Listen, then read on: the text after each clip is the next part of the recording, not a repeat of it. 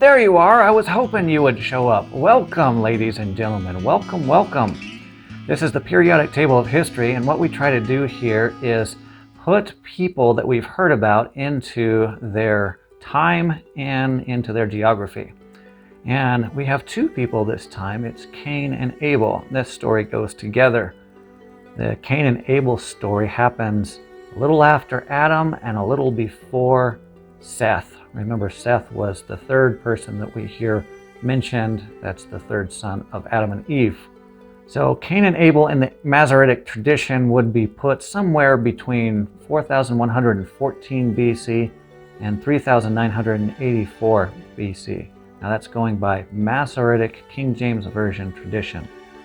And everybody has different views on that, and that's okay. Now, Seth was born when Adam was 130 years old. And other than that, we really don't have a lot of detail on them. We can look here in the periodic table of history for a little bit about the scale. We have a 6,000 plus year scale here, and we have to go all the way to the back to notice when this time was.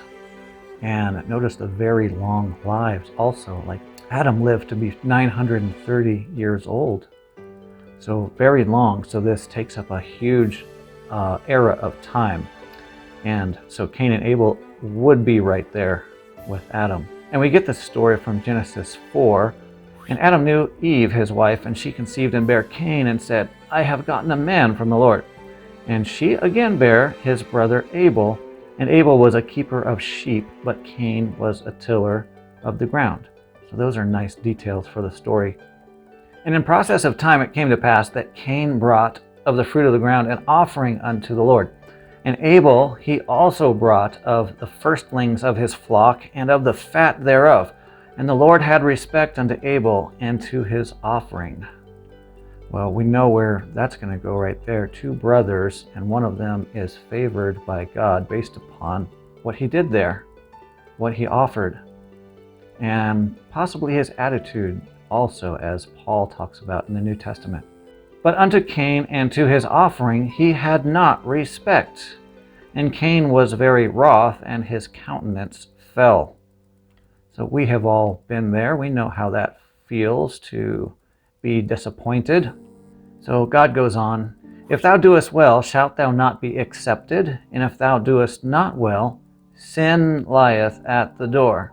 And unto thee shall be his desire, and thou shalt rule over him. Well, that's the great struggle, isn't it? Ruling over sin. And sin wants to rule over us. But we can't let that happen. The story keeps on going. And Cain talked with Abel his brother, and it came to pass when they were in the field that Cain rose up against Abel his brother and slew him. So there is the great tragedy.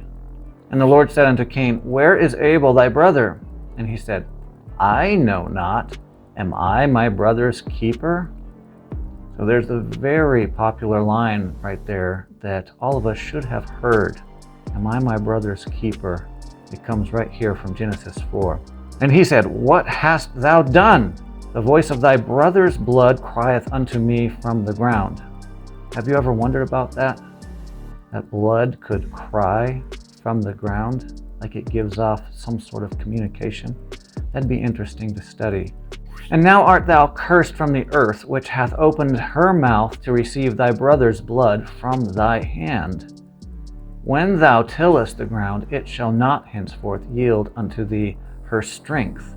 A fugitive and a vagabond shalt thou be in the earth. So we know that the ground was cursed before, and now we have a secondary curse on Cain here, who was trying to make his livelihood by the sweat of his brow and growing those vegetables as a farmer. In 13, and Cain said unto the Lord, My punishment is greater than I can bear. And you can read on in those scriptures that God took compassion on Cain. And that's very nice. That's the nature of God, to have compassion when we humble ourselves. And Cain went out from the presence of the Lord and dwelt in the land of Nod on the east of Eden. So there's another interesting aspect, that there was a flaming sword placed on the east of Eden, and there we have Cain in the land of Nod. in the east of Eden. And Cain knew his wife, and she conceived and bare Enoch. And he builded a city and called the name of the city after the name of his son Enoch. So there's a lot of descriptive words right there of what was going on.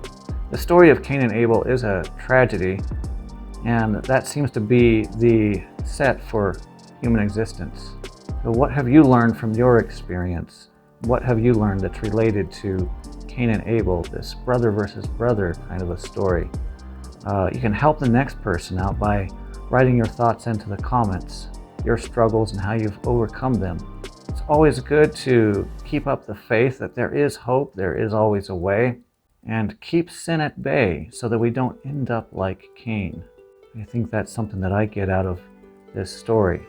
God does make a way, but don't make your way lead to hell like Cain did.